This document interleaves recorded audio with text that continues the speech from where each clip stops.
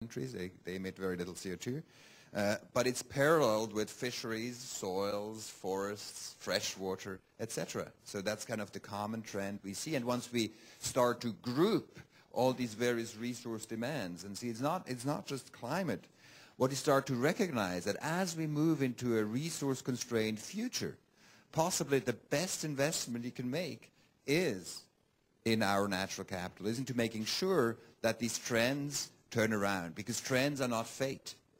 If you looked at these trends in terms of finances, you saw your income go down and your expenditures go up, everybody would know what to do. And it would run to it. I mean, that's what we saw with the financial crisis, with much less dramatic declines than what we see in ecological services.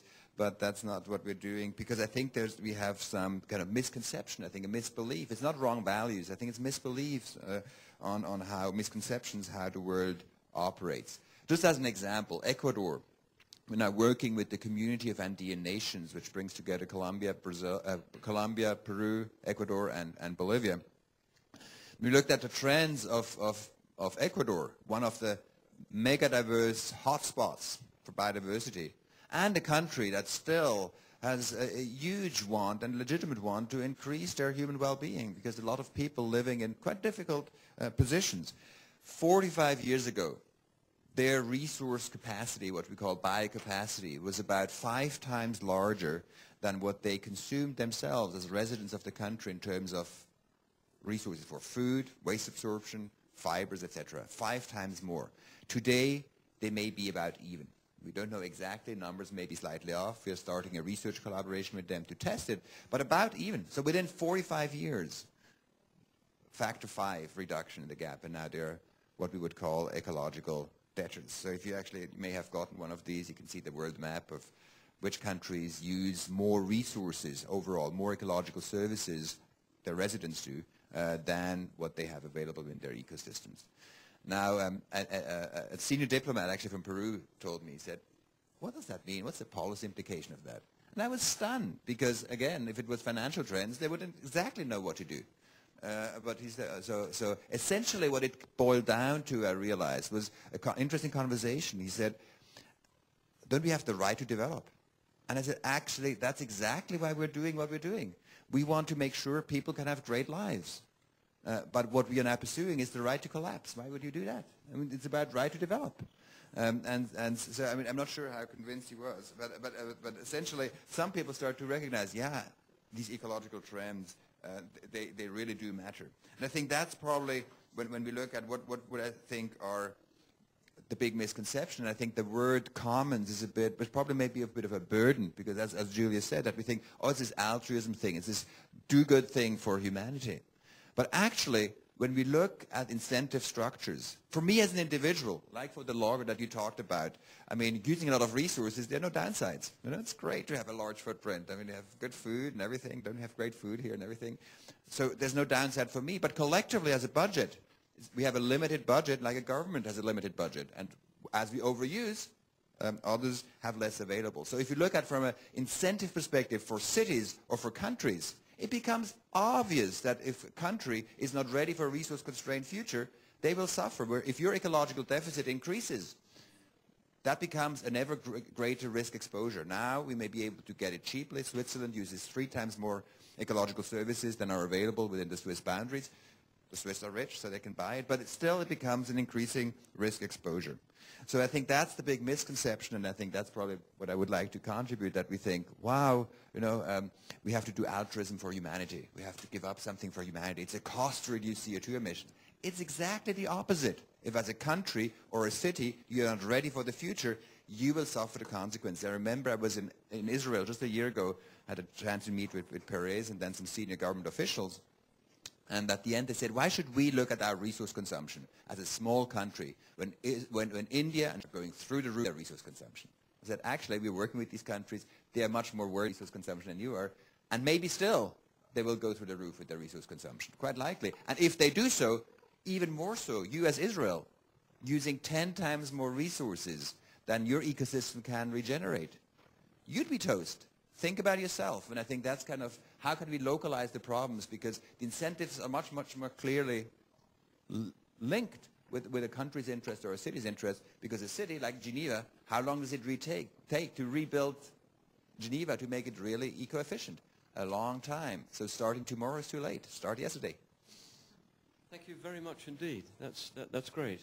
Well, look, you've heard the four panelists sort of set out their stalls very clearly, and I'm keeping an eye on the time for Stephen there. So I might just put a question to you to give you the chance to tell us a bit more about the example from Nevada, because I think it picks up on a lot of different themes that you've all raised. And what I'm struck by is the timescales of human thought.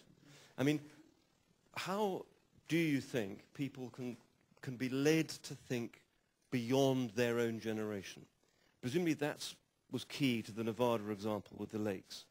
How do we all think beyond our own immediate time horizon, and how would you extend that to perhaps to a global context from Nevada? You know, I think the end result of whether we can transform that thinking has yet to be played out. Probably in 2 more years we'll know. But you know, quite frankly, it's money, because in this case the farmers are the rich people, the ranchers are the rich people, and the Native Americans are at the end of the entire hydrologic system as well as economic system. And so you know, it takes quite a bit of personal time. I've actually invested my time sitting down with ranchers individually and talking to them, and because I believe in what we're trying to do as an example that you can then scale to a global level.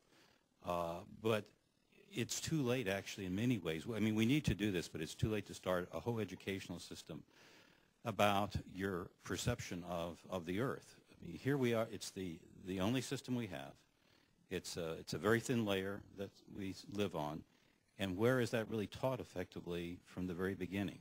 It's not part of your thinking, and until we change that, I think we're going to have societies continuing along with the very examples that you're giving.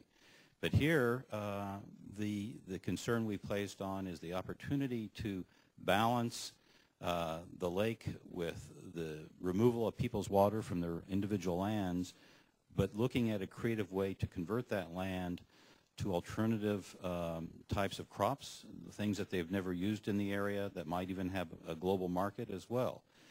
Again, it comes to me back to there's an economic incentive for taking the water and putting it on the lake as a system. And that has been exacerbated by climate change. And I think to answer one of the questions, what's been very effective in this is that concern as well. Now they perceive that it's not just losing my water right on my piece of property, but it's the entire watershed that's declining. And so I think pushing the climate change issue, irregardless of whether some of these very conservative people believe that it's human-induced or not, has been very, very fundamental to that. But the key is finance.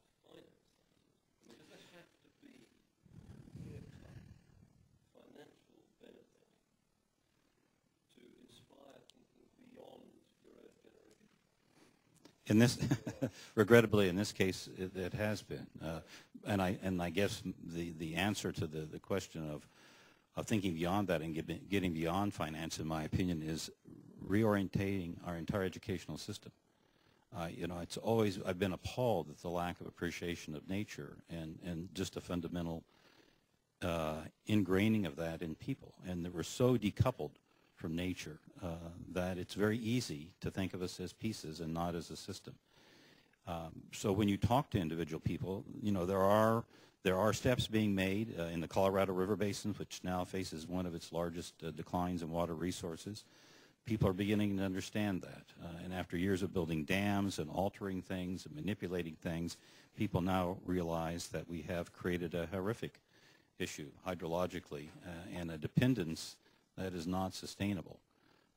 And so again, there's another experiment being played out whether someone like the United States with all its resources will actually have a collapse process in the western United States, or can make the transformation to a more efficient, sustained living process. And so steps taken there again have been financial incentives where water districts have actually purchased people's grass. We will give you money, take your grass out of your lawn, and allow the water to remain in the system.